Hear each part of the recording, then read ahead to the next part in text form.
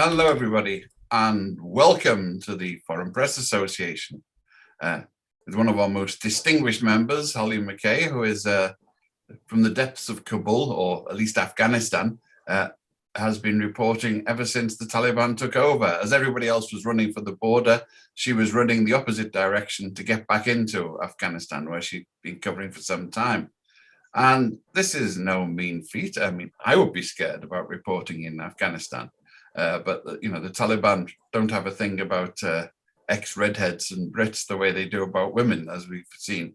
So the strictures under which Hollie's been working are, fairly amazing. And the fact that she's managed a prolific output, which is available on various sites you can see, and looking behind the scenes, not whatever passes for diplomatic reporting with the Taliban, because they're not very diplomatic, I suppose, but it is full of life and character, what it's like to be there and what it's like for women there. And she's been reporting warts and all, and hasn't been shot by the Taliban yet, forgive me, but for which we're all very grateful to Hollie for staying out as much as the Taliban. So, Hollie, what took you to Afghanistan in the first place? I've worked in Afghanistan several times over the past, I guess, decade, really. And I always just had a love for Afghanistan. I always say I've worked in so many different places, but there's just something about Afghanistan. It's very hard to put your finger on. It just has this magical draw. And I think a lot of the journalists that are still here really felt that. And I thought that I would be going back with my photographer, a friend of mine, also from Australia. And we thought we'd just go back and, I guess, document that sorry, I'm just going to Kabul air. We thought we'd go back and document the withdrawal of the US troops at the end of August, and I guess the Afghan government standing on its own 2 feet. But so we came in the beginning of August thinking that was what was going to happen, and things just really within that first week, it just escalated into something that we were absolutely not expecting. So I was in Mazar in the north. Sorry, cough again. I was in the north in Mazar when it fell, and it was a really surreal experience. It was things were obviously very terse, and several of the northern provinces had fallen, and we went there. It was a Thursday, and we went there, and I was supposed to be doing an embed with Marshal Dostum's troops and some of the Afghan commandos that were there. And so we sort of got there, and the city was just really, it was still full of life. And I kept thinking, how is this place on the brink of falling, or what is happening here? Because life was as it was in Mazar. It's a really vibrant place. So that was the Thursday. And then the Friday, you started to see something that was just a little bit off. And things got quieter. You started to see a lot more people that were sort of fleeing from other villages around to get into the city. And I was making many calls. I was with the commandos. I was asking pretty much, everybody I knew in Kabul, is this going to hold out? Because the earliest flight that I could get back to Kabul wasn't until the following Monday. Everyone said, yeah, it'll be fine. Don't worry about it. Mazar's not going anywhere. It has a very strong history of being a really resistance place against the Taliban. And Saturday, we sort of woke up, and I was trying to get hold of some interpreters, and everybody had left. Everybody had gone to Kabul. It was really difficult to get anybody. We finally found, through a friend, somebody, and it was bizarre how quickly it changed. And we were in a cab just sort of driving out to what we thought were the front lines, and then sort of the cab driver looked and he said, "I'm scared." And the interpreter was on the phone, and he said, "Look, there's 3 front lines. The first one's just fallen." And I thought, how is this possible? And again, I started to make the same phone calls that I'd made the day before. Everybody kept saying, no, Mazar is going to hold for, at least a week, and you'll be fine, which wasn't the case at all. So that was Saturday. And then early Saturday evening, we had gone out to a kebab cafe, and even in this cafe, the TV was normally on, and suddenly it was off, and there was just nobody in the streets. And my photographer, Jake, and I looked at each other, and we just said, we need to go. So we sort of hurried back to our hotel. And as we were kind of hurrying back, you just saw this flock of motorcycles come in and shooting in the air. And that was the Taliban. And that was sort of how quickly the takeover happened.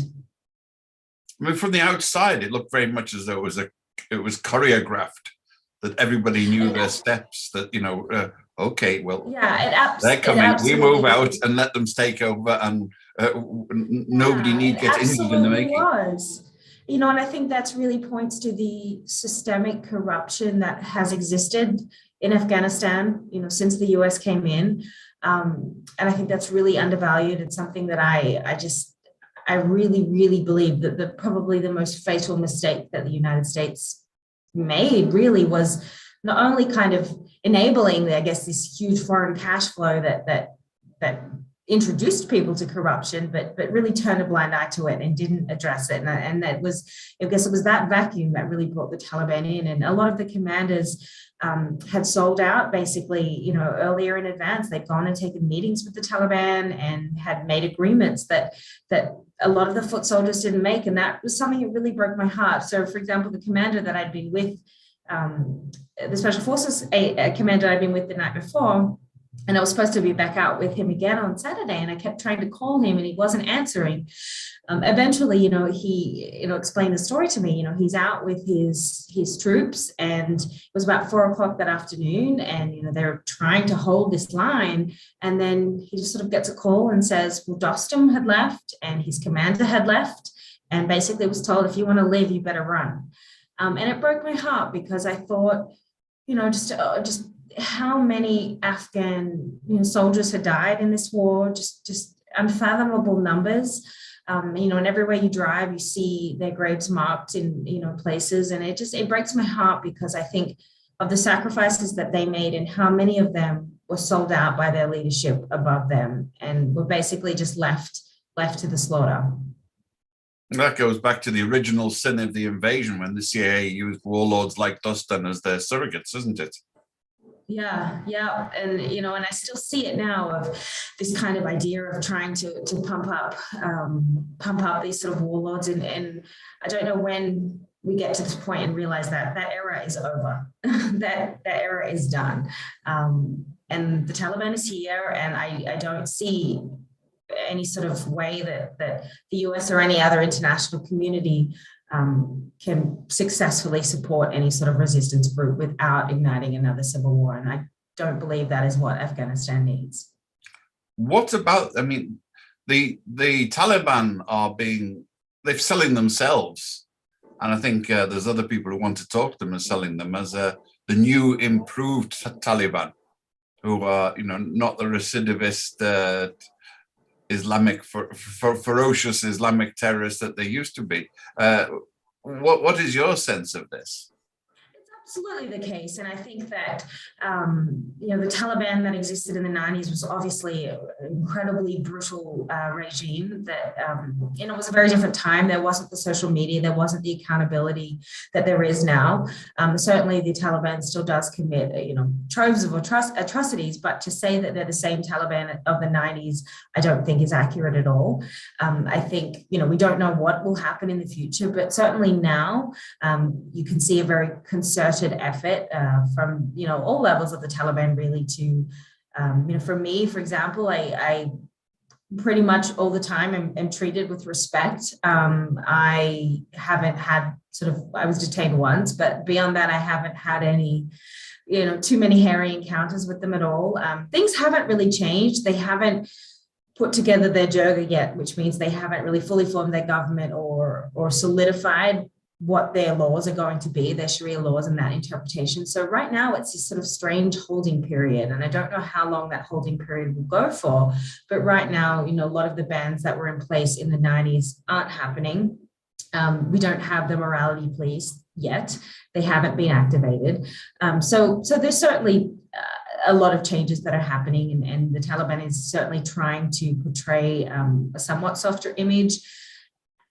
Yeah, again, it's very hard to know how long that will last, but certainly over the past 3 months, that is what I've experienced. And most, the Afghans that I speak to will echo something similar. So it's early days yet, but looking at it, do you get the impression this might be softly, catchy monkey? We'll lull everyone to a false sense of security, and then we'll come and get them? Or is it a genuine change of practice? I do think to some degree there is a genuine change of practice, but I think it really comes down to the Taliban is just so desperate for this sort of international recognition. It wants a seat at the United Nations. It wants its aid money unfrozen. It wants to be recognized as some sort of legitimate government, which was something it was never able to achieve in the 90s. And I think that always, that sense of not having that international recognition is something that's always really irked the Taliban. And so I think now their orders are really to go above and beyond, to do whatever it takes to kind of get that recognition. Whether it gets it anytime soon, I don't necessarily see that, but the economy is in really, really terrible shape. And I don't know for how long, as a government, it can hold out trying to run a country of 38 million people with very little money coming in. And at the end of the day, it's the Afghan people that are really affected by that. The Taliban, they don't get salaries. For 20 years, they were fighting up in the mountains and living on whatever, someone from the village kind of would sponsor them. Or someone, there'd be 4 brothers of the family and one of them would be Taliban, and it was the duty of the other brothers to support that particular member. So that was sort of how they existed. So, even as Taliban will say to me, oh, we're used to operating on a low overhead. So at the end of the day, it's not going to be them who are going to suffer the worst. It's really just the Afghan people who have, for decades, just have been through these endless wars, and it's hard for them to see any light at the end of the tunnel. I suppose after decades of outright and overt corruption on the part of government officials, this must be one of their pluses with the Afghans, is that they're not flying around with presidential jets and limousines and building palaces for themselves yet. Yeah, and again, that really brings me back to that point of corruption. And what I see is people who supported the Taliban, and not because they supported them ideologically, but the level of corruption was just so unfathomable that I think, people sort of saw that. They were starving. They saw people being, promoted and given money and driving around in these Rolls Royces or whatever it may be, when they really had nothing. And I think that was the real strong recruiting tactic that the Taliban was able to use, was look how corrupt this government is. Look what they're doing. They're stealing your money. And people didn't want to see that anymore. And you can go right back to one of the trips I did was in Kandahar, to this very small mosque that Mullah Omar started the Taliban in 1994. And again, that was his driving recruitment thing as well, was, look at this corruption, look at this violence, look at this, security situation. I'm going to stop all that. And when people are sort of in that very beleaguered state, they follow that. And really that's what I saw this time. And that's why I just point to the corruption as really the root of evil, because that's how the Taliban was able to come to power. I mean, how disciplined are they? Because we're saying, can they turn on and off? There are obviously some bits where zealots have sort of strayed beyond their orders from the Taliban, I gather, in terms of vindictive punishments and occasionally trying to enforce some of the old rules. But they seem like aberrations. Is this because they haven't really got a strong command and control, or do they have a strong command and control? In my experience, I've found that the majority of Taliban follow orders pretty well. When they're told they can't do something, they generally don't do it. Of course, those atrocities and the slaughters and things like that definitely do happen, but they are very much the exception, not the rule. And I think that a lot of that is sort of lost, especially, I think that if I wasn't here and I was just reading social media and just reading, what was sort of being put out, I would have a very different perception of the situation on the ground, because, as I said, I found it to be definitely the exception, not the rule. Of course, it definitely happens. It's horrific. I was with some Afghan commandos today who were on a list, being trying to be evacuated, but certainly that hasn't happened. But, a number of them, have experienced that sort of retaliation as from the Taliban. So it's definitely there.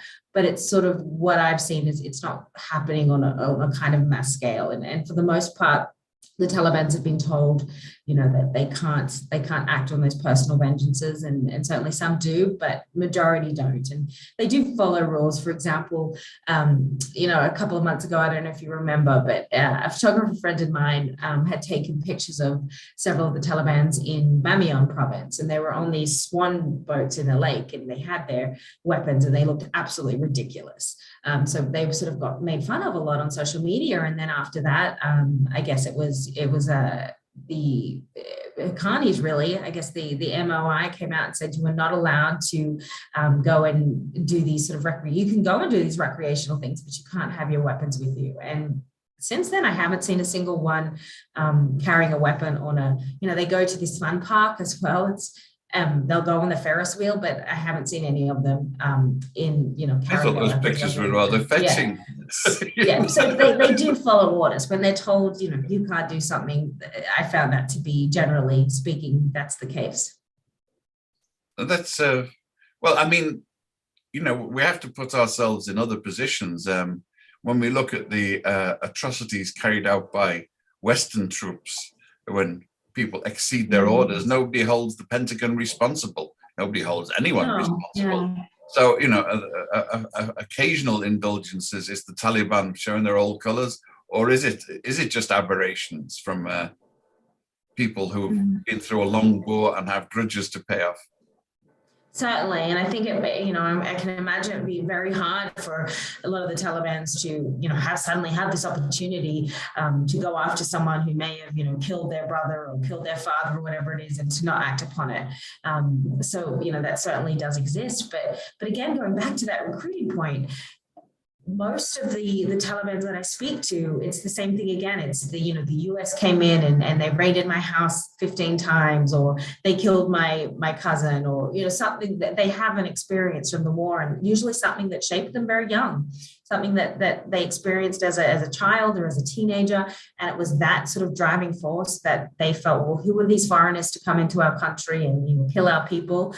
And that was really what got, and a lot of the top leadership as well, that was the reason that they joined, these groups, and typically came out of the madrasas as well, which obviously, is problematic in itself. But again, it's that core factor of who are these foreigners and why are they in my country and how dare they raid my house, and I'm going to seek revenge.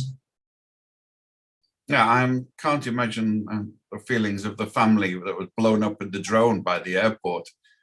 Yeah, I met with them a few times. That's heartbreaking, absolutely heartbreaking. Yeah, and again, I don't know if anything's sort of changed in the last couple of weeks, but I visited with them again a couple of weeks ago, and yeah, they hadn't heard a thing. And this was even after the Pentagon had come out and basically said that nobody was responsible and it was just an error. But the family, even then, still hadn't heard from the US. I know there's been a lot of talk about paying them compensation or getting their SIVs, because several of the family members had applied for SIVs before the US had even left, because they'd done work. I know one of the brothers had worked for DynCorp, a contracting company, and so he'd applied, but obviously still hasn't heard back. But I think even in that case, they were put in more danger as a result of the US sort of talking about, well, we're going to compensate them financially, because, well, A, they haven't been compensated financially, and B, suddenly people around them think they have money, and that makes them a target. Yes, so it is a really, yeah, so it's they're in a worse spot now, and they're just very sweet people, and I can't imagine the sort of pain they're going through. One of the men lost all his children, his 3 children, and they were all killed in that attack. And it's just a real stain, as an American, it's a real stain on what I would hope that our government stood for. And the complete absence of contrition, or, is nobody's fault. Just one of those things. I mean, it's that is stunning. I mean, that's so much during the war, and we didn't hear about it. We heard about this one because it was a high-profile thing. But these attacks, these mistaken attacks, they happened so much throughout the war, and usually would happen in rural places where there really wasn't any media coverage. And of course, the Pentagon isn't necessarily going to come out and suddenly say, hey, we accidentally killed a family. But it was just such a common thing. And I think, that is, you can, people want to say, well, that's collateral damage of war, but you going into this conflict, you only just making it worse when this happens. And I certainly think that's the case. And I think if I, to put myself in someone else's shoes, if I was, living in my home in the US and foreign troops came in and dropped a bomb on, and killed my family, I think I would, be the first person to want to fight back. So, I think excuses can only take us so far. Well, that's why the work that people like you are doing there is so important. If you can imagine My Lai in Vietnam, if it weren't for Sy Hersh and the whistleblowers, this would have been recorded as just another successful anti-terrorist raid that killed several hundred terrorists. Yeah. Like they were men, women, and children, wouldn't have entered into the news headlines here. Yeah, absolutely. And I think the fact that we can't sort of pinpoint any responsibility on that should really call into question, all levels of involvement in that, from intelligence to the Pentagon to all of it. I mean, how did we get something so wrong with such dire consequences? So, I mean, you're going around, you're talking to the ordinary Afghans. How is your Pashto or Daro or whatever? Oh, it's not great. It's not so great. Well, of course, for the last 20 years, most people were speaking Dari. So, several of us journalists here, tried to learn, at least a little bit to get by, but now it's all Pashto. So everything, since the Taliban's have come, everything is suddenly in Pashto, which is a lot more challenging. So that's sort of been a big shift as well that kind of happened overnight, for a lot of Afghans too, who perhaps weren't super versed in speaking Pashto and spent their lives speaking Dari, and suddenly they're slapped with sort of a new language that they have to grasp. Yeah, so I mean, Pashto is the working language of the new administration. Yeah, so all their formal letters and basically, doing interviews and things, everything is pretty much, I would say 95% of the time it's in Pashto. Any signs of resentment at the sort of Pashto imperialism or hegemony? I think so. It was sort of just a very bizarre shift, I guess. Immediately overnight, they still say, we're going to, Dari is still an official language, and people still speak Pashto and Dari in schools, but certainly Pashto is very much the dominant language that everybody is using, and the Taliban themselves, that's their language. I suppose, as often happens when we go to another country and drop bombs on it, a lot of people don't know much about it. But I mean, Afghanistan was almost like Switzerland, wasn't it? Because you have Dari, which is like Iranian Farsi. You have Pashto, which is closer to the Indian languages, and you have the Uzbek in the north, which is Turkish. So you have and then you've got the Hostis who speak a whole different dialect as well. So you sort of, when I spent a little bit of time there last month, and I had to use a different interpreter because my interpreter was like, I don't understand what the Hostis are talking about. So each province has its own little way as well. Mm-hmm. And from your travels, is there a distinct Afghan sense of response of identity? Do people think of themselves as Afghans?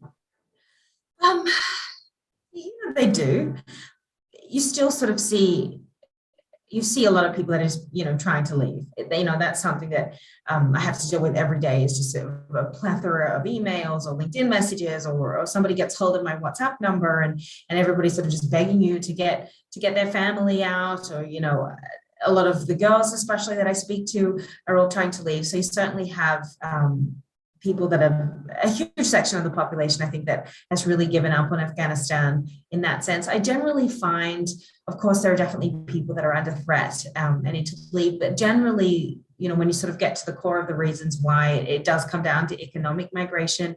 The economy and the humanitarian crisis that's unfolding here is really heartbreaking. And so people sort of see this as, well, I don't have an opportunity here anymore. And especially for the women, because of the bans on education, the challenges with working, and the things that they love doing, whether it be sports or music or things that were really open to them over the past 20 years have been taken away. And that's a big, challenge. So for a lot of them, there isn't hope here. And I think when people lose hope, it's not necessarily about their lives being threatened, although, a lot of people will try to sort of build that case. But I think the nuts and bolts of it really is this need to find another life that's outside Afghanistan, because they don't sort of see the hope in it. The challenge, I think, with the evacuation is, I guess, the way that Afghan culture is, it's not sort of a matter of being able to evacuate, say, a group of 8 girls. The problem is that Afghans want to take their entire family, and usually not just their immediate family. They want to take the extended family. So that creates a really big problem for those that are doing the evacuation processes. And I think, again, it's lost a little bit in the media narrative that I see, Americans are stuck in Afghanistan. Well, that's not entirely accurate. If you have an American passport, you are able to leave. Flights are operating outside the country, but, with a cost, of course. But the problem is that a lot of those American passport holders want to take, a significant portion of their family with them, and who may not have passports and certainly don't have American citizenship or visas to go to other countries. So that is sort of where I think a lot of the quagmire comes into it. What about the, you've covered a lot about women, and are all the women's schools still closed, or?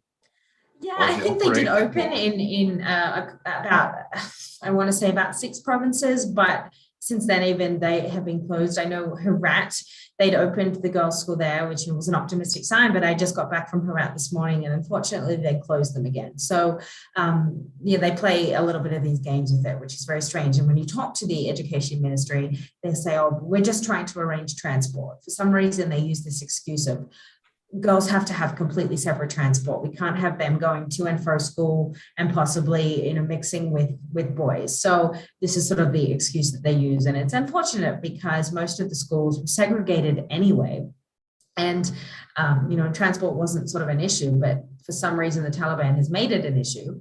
And then sort of say, well, we don't have the money to be able to provide separate buses. So until we have that kind of money, we're just going to tell the girls that they have to stay home, is sort of what their excuse is. But they will continually say, oh, no, we want girls to be educated. We want girls to work. We want to give, and they sort of use the keyword, we want to give girls their rights within Islam, not the rights that are imposed by the international community. So that's sort of where the Taliban is at. But it's been going on now for 3 months. And at some point, I don't know what it's going to take for those girls to be able to go back. Unfortunately, private schools are still open. So those who do go to private schools, girls are still being educated there, but it's the public system that the Taliban is controlling. So, they're allowing the private schools. So they're allowing private schools, yeah. As long as they're segregated, the private schools are still going on. What about other forms of control? Do they have secret police, or is it difficult to be a secret policeman if you got a big Pashto hat and a Kalashnikov on your back? Yeah, I wouldn't really say it's a secret police. I mean, sort of the Talibs are sort of out and about in different places, and at checkpoints, and then they're rolling around in their cars. You can kind of tell pretty much who they are. I did have one experience, and it was the first time that it happened, and that was a couple of weeks ago. I was at a restaurant, a cafe that I always go to. And I was just sitting there having lunch with my photographer, and 2 men suddenly sort of walked up to me and demanded, to know who we were and where we're from, what we're doing. And I'm very hostile when it comes to these people who just kind of don't explain who they are and what they want. My photographer was being very nice to them. He's telling them, I'm a photographer, she's a writer, we're just here, for a little while. And as soon as he said, I don't think so, that's when I got my back up, and I was like, you are not going to play this game with me. So basically he was insinuating that we're spies. I was like, you are not going to play this game. And he wanted to see IDs, and my photographer showed him his, and he looked at me, and I said, I'm not showing you anything. I haven't seen your ID. And he sort of looked at me, and I said, I'm not showing you anything. And I guess they looked at each other and didn't know what to do. And it bothered me because that was a private cafe, and the Taliban had been given strict orders. They're not allowed to go into a family. This was a family section. They're not allowed to go into private places and first of all, not show their own badges of who they are. So I filed a complaint. I went to I guess the intelligence department in the area, to the Taliban, and I said, this is unacceptable. I'm a guest in your country, and this is, you can't, these people interfered with in a private space. And those two Talibans were sent to the top office. They were court-martialed, and they were made to come and apologize to me. Wow. So yeah, I was like, you know what? It may not seem like a big deal. That's a big deal. I wanted to put my foot down. I wanted to put my foot down because I don't want to normalize that behavior. I want them to learn a lesson and be like, you can't go into a private family area where there are women, there are children, and suddenly, not identify yourself and demand and try to sort of underhandedly accuse me of spying. Like, that is not acceptable behavior. So I hope that they learn their lesson, because I think if we don't say something, that behavior then proliferates. And, as someone being here, I hope that I can play some sort of small part in trying to make them understand that women are going to be here, women are going to be working, and it's something that they're going to have to get used to. So what is it you think marks you out more of a target? Is it the fact that you're a foreign woman, or the fact that you're a woman? Certainly a foreign woman, I think. It's interesting because when I go to especially the village areas, and I'm usually with my photographer and my driver and my interpreter, who are all men, and you can sort of hear the background talk. Is she a man or is she a woman? Because it's something that's very new to them. They've never really seen that. And I for my part, remember that a lot of these Talibans, they've never really seen a woman outside their mother, sister, daughter, if they have one.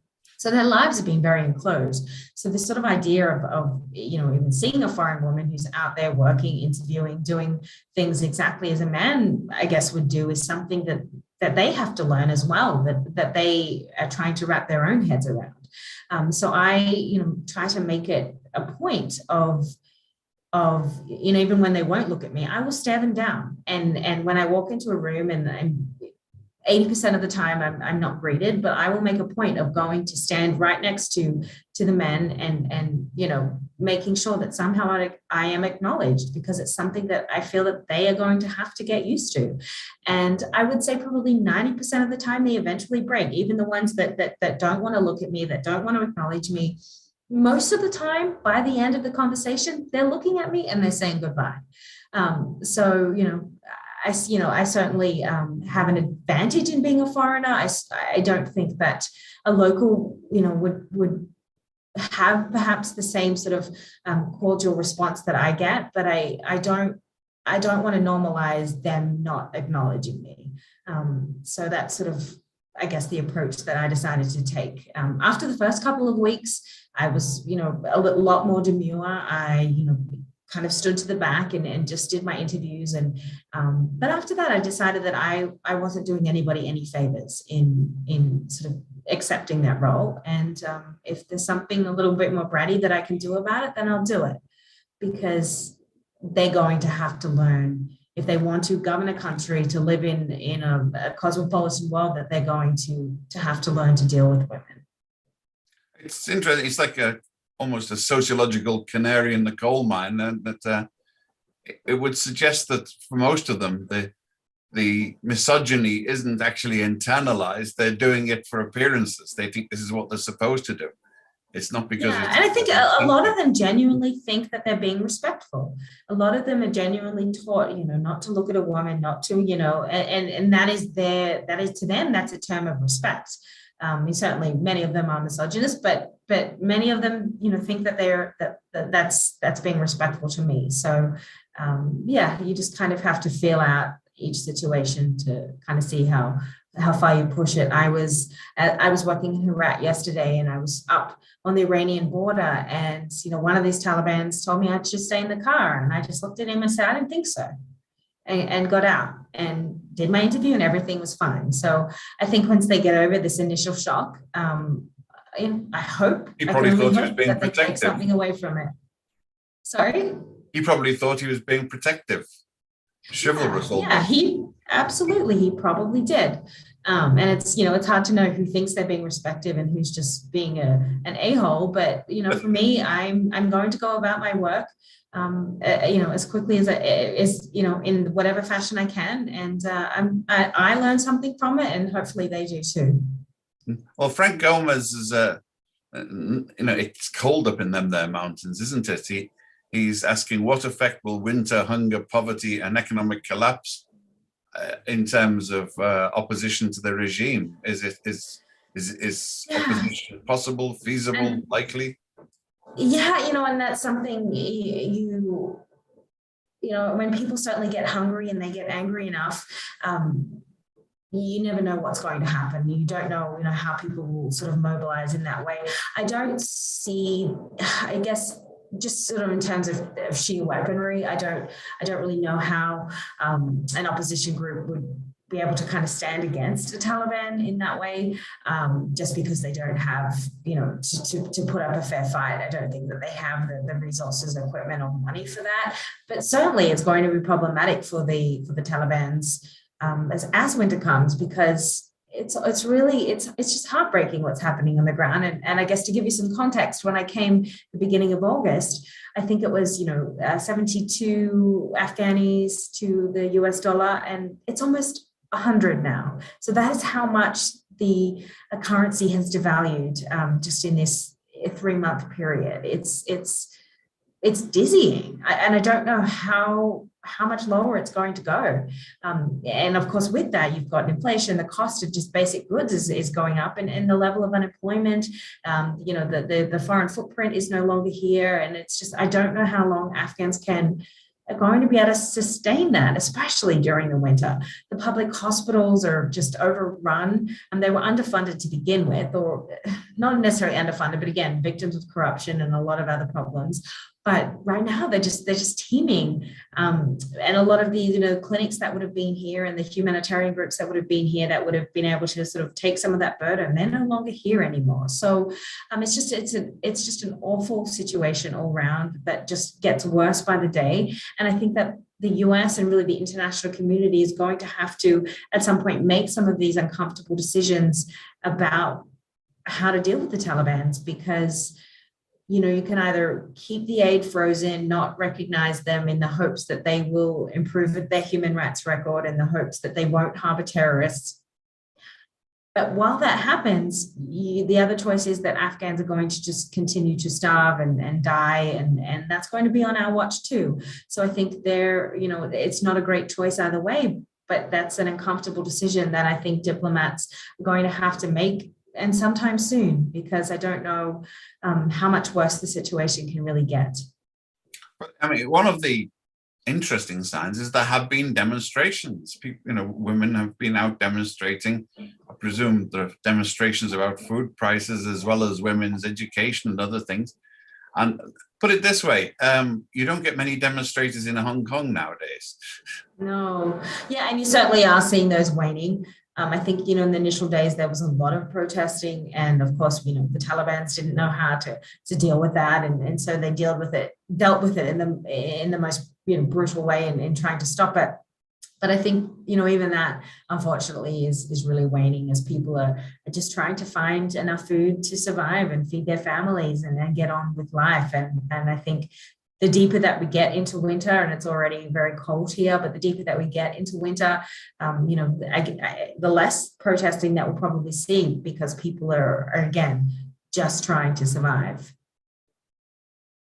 What about the aid agencies and the others you referred to? Did all of them leave, or are many of them still there? The vast majority did. I think that, the staple ones that have been here for many years, Emergency is one. They have a war wounded hospital for war wounded, and they also have clinics all around the country. They've been here since the previous Taliban's time. They started their clinic, I believe it was in around 1999 or 2000. So they are kind of used to dealing with the Taliban, and the Taliban appreciate them being there, because that's sort of helping lift the burden from them. And also the ICRC, they still have their clinic.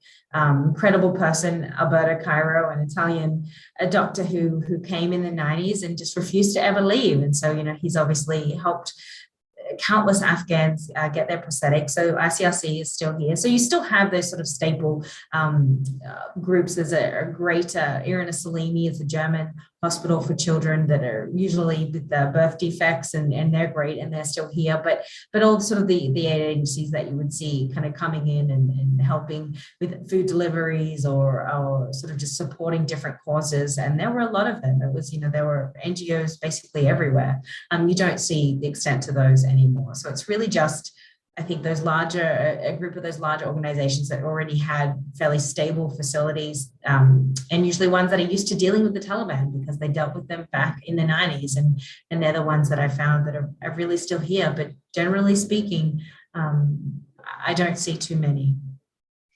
How is the banking system? I mean, how do you survive? Do you have to go to the bazaar with a sack full of used notes, or do you go to the ATM and it's difficult. It's been very difficult because we can't get money, through a bank, through the ATM. I think, initially it was a $200 limit.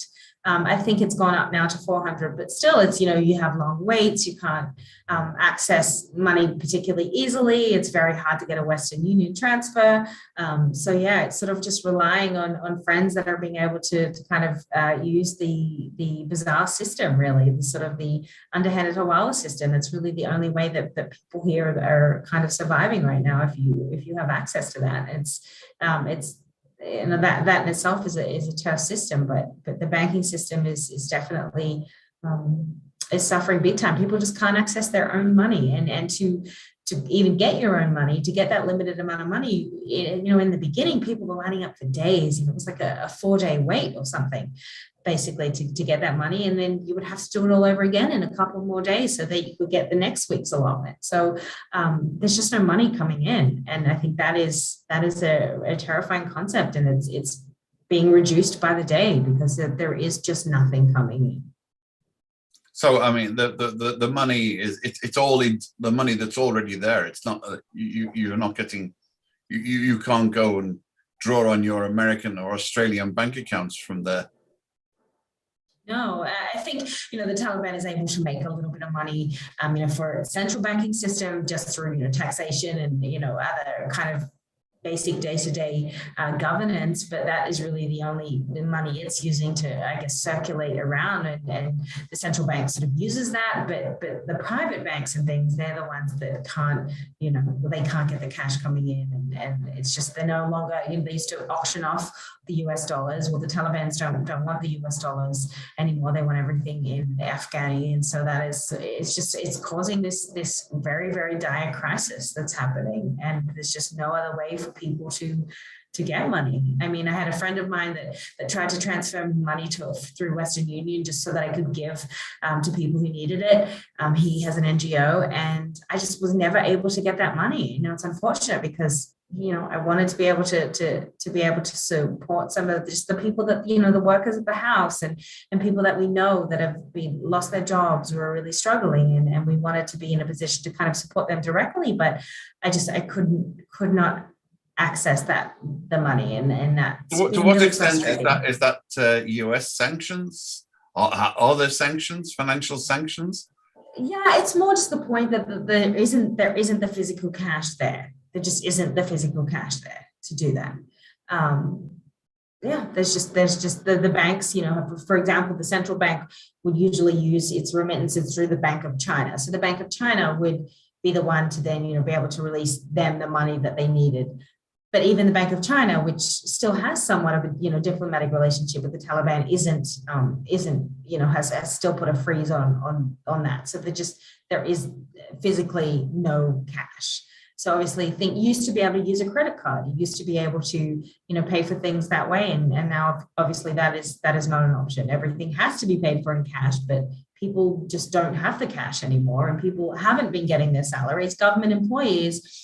They didn't get their salaries for, often 1 or 2 months in the previous government, and let alone the Taliban. I know the Taliban have been trying to pay certain departments again with whatever they can, but things like the military and the security forces, their salaries haven't resumed yet at all. So you have, just this huge swath of people. And again, that was I guess, in many ways, it was a sort of artificial economy that the US had created, where I think it was like 70% of people worked for the government, and then beyond that, they were, contracting for the US, or working for an NGO, or working, somehow with the foreigners. So you basically just had this complete artificial economy. And the second that was really just ripped away in an instant, there was just nothing left. The government employees were no longer getting their salaries. Even, retired military will no longer get their pensions under the Taliban. So there's just these suddenly, people that thought that they had their life, somewhat steady and set. That certainly hasn't been the case. And so I think in so many ways, just everything was linked to that war economy. Everything was linked to somehow to the outside, and that sort of reliance on being in conflict. And with the Taliban coming in so quickly, there really wasn't any sort of measured time to stop and to support the Afghans in a measured way. It happened immediately. And I can just only imagine what a huge shock that is for people that had been working for the government for the last 20 years. Well, that's one of the, I'm trying to get a sense, a feel for the sense of normality. So the Taliban have sort of just taken over the administration. They haven't dismissed it and set up a parallel administration. They're using the previous administration, and they seem to be accepting the responsibilities, including the pensions, you would imply. Yeah. So, the Taliban really took over every, ministry, every department immediately. I think they quickly realized that they didn't have the skill set to continue to, to do the things to run a country. So they very much tried to lure back as many previous government employees as they can. And a lot of people have returned to their jobs. Very early on, I was at the Ministry of Defense, and you could just sort of see lined up outside just hundreds and hundreds of former military, in administration roles. They were all trying to get their jobs back. And a lot of them have gone back to those positions, but they're still not getting paid. And, in a lot of cases, I think the Taliban's tried to pay maybe 1 month of the salary that they were owed, but the goal is to be back paid however much they're owed. But I think people, that they can only go to work for so long. But if they're not getting paid, what's the incentive to going to work? And we're seeing that really hugely in the medical system. Doctors, people, they've been working out of their pocket. As one doctor said, I've been working on the idea of being paid for several months now, but that runs out. And so then you find that they have to take second jobs, or they're no longer turning up to work, or, and again, who suffers from that? That is the sick and dying Afghan people who are in desperate need. But you were intimating before that a lot of them weren't getting paid their salaries promptly under the old regime either. Yeah, for that last month or two, the salary stopped as well. I guess is that sort of final crunch time, and all the money was being, I guess, thrown at the war and thrown to the pockets. Or thrown into the aircraft going to the Emirates. So, we saw that a lot, money. I've heard just horrific stories from different consulate workers and things from around the world of just money being, millions and millions of dollars being transferred to some of the high level ambassadors or attaches and things in that sort of final couple of weeks before the fall. I guess they suspected something was going to happen, and they wanted to make sure they were taken care of, and their family was taken care of, but not the regular Afghan or their employees. So again, the systemic corruption is just, it's just mind-blowing. It's just on every level. And to me, that was really the kiss of death. When I talked to a couple of the workers at our house, and they were telling me that just to get an interview at the US Embassy, not a job, nothing, but, they were the middle broker. So one of them had graduated from university and wanted to get a job at the US Embassy. And he was told he had to pay some exorbitant amount, like $4,000 or $5,000 just to get an interview at the US Embassy. So that was how, people were making money. It was corruption on every possible level to the point that it just blows my mind that the US, I guess, at some point decided, I believe there was a memo that went around in about 2011, basically said, we can't really do anything about this, so we're not really going to go after it. And to me, that was the fatal flaw. That's the Pontius Pilate syndrome. Washing their hands of it means you're condoning it and encouraging it.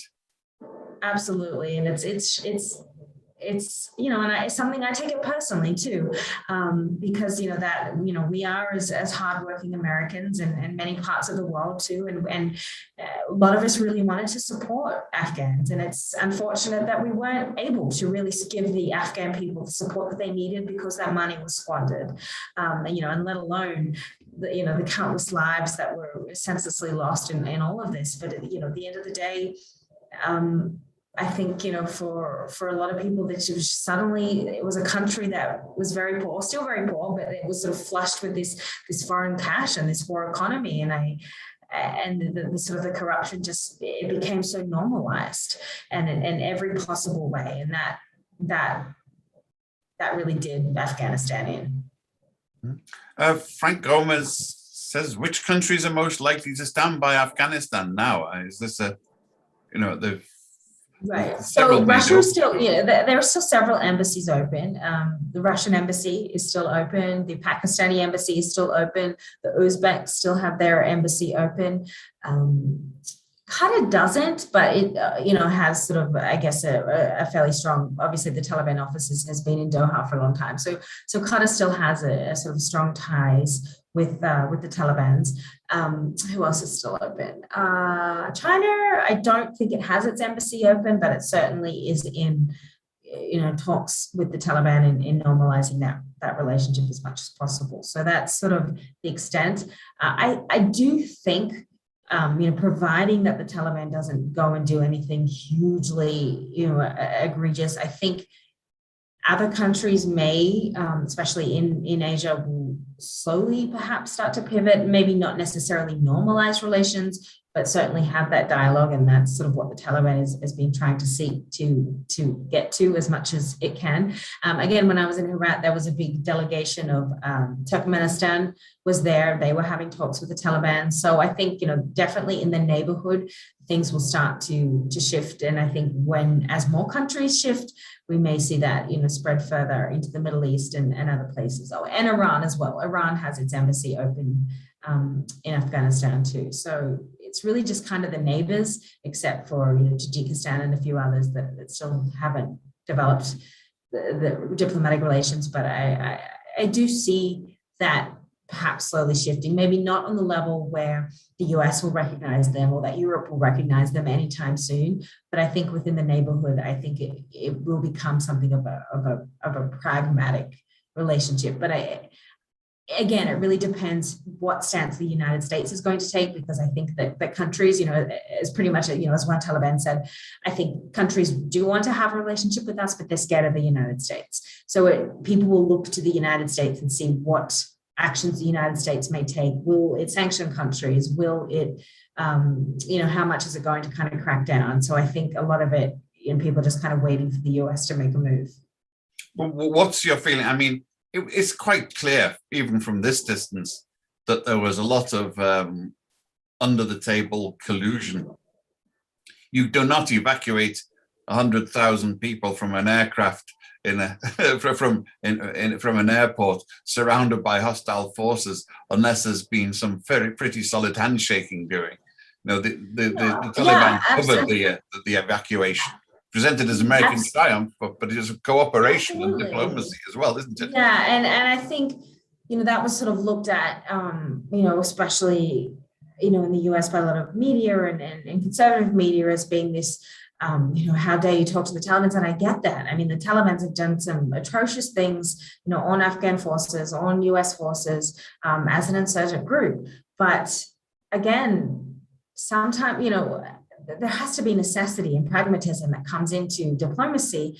And I don't think, the way that it was, it was awfully kind of put together. I mean, closing Bagram Air Base, the US made mishap after mishap. But at the end of the day, I mean, they kind of had to talk to the Taliban in order to be able to coordinate anything. I don't see that being able to happen without that dialogue. And mind you, the US had already been for the better part of the previous 2 years having that dialogue in Doha anyway. So to me, I guess it made somewhat strategic sense, as unfortunate as it can seem from the outset. I don't think that there was a huge amount of options because the United States didn't really plan its evacuation process as well as it really could have and should have. But I think that, you know, over the course of the last 20 years, the Taliban were never designated a terrorist organization.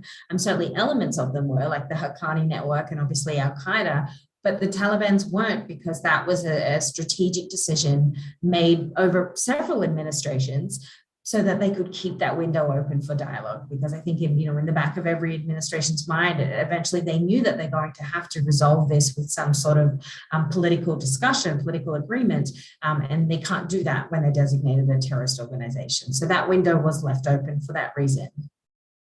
Well, even under the old Taliban, it was quite clear that they weren't Al-Qaeda. Al-Qaeda was a sort of, I would say, an embarrassment. They had no option about.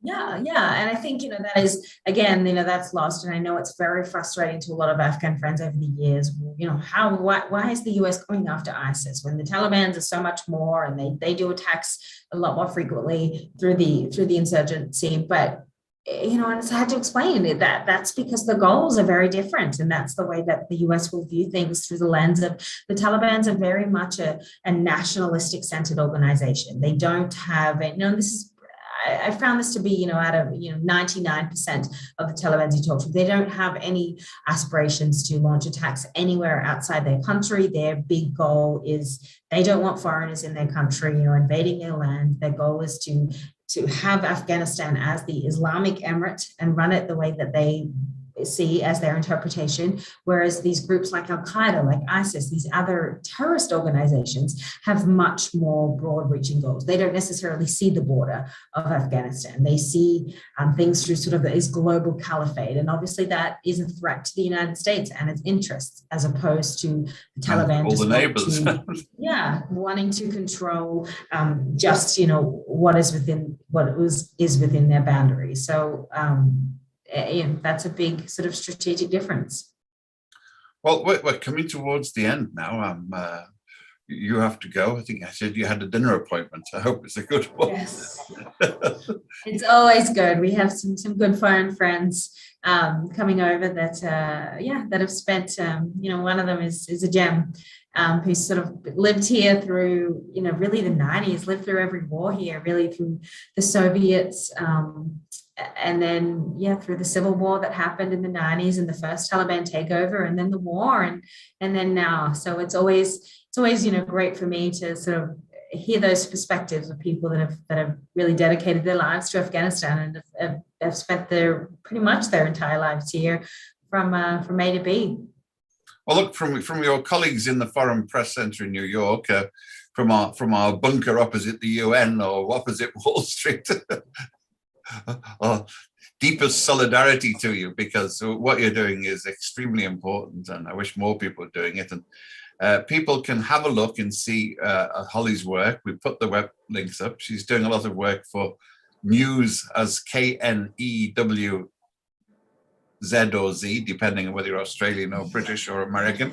And you'll find the news there. And it's good to see that you've actually found an outlet and you can make a living without being out on a limb totally on your own. Yeah, I have several different outlets I work for and do different things. As I said, my goal really wasn't to do the day-to-day news grind. I thought that era of my life was past, but I was focusing on more long-term book projects, but obviously with everything that happened in August, Afghanistan became the center of the news there for a short blip. I think it's pretty much fallen now, but it's, there are still some outlets there that are interested in what's happening on the ground. So I'm grateful for that. So I can kind of, do a little bit more of those feature style.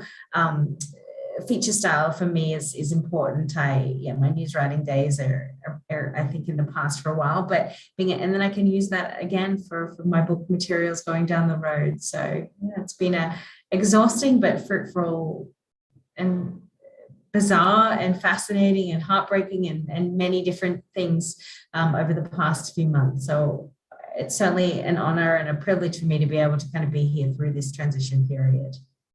Well, everyone, go and look. And from the FPA New York, I'm Ian Williams, and on behalf of all of our members, I think respect.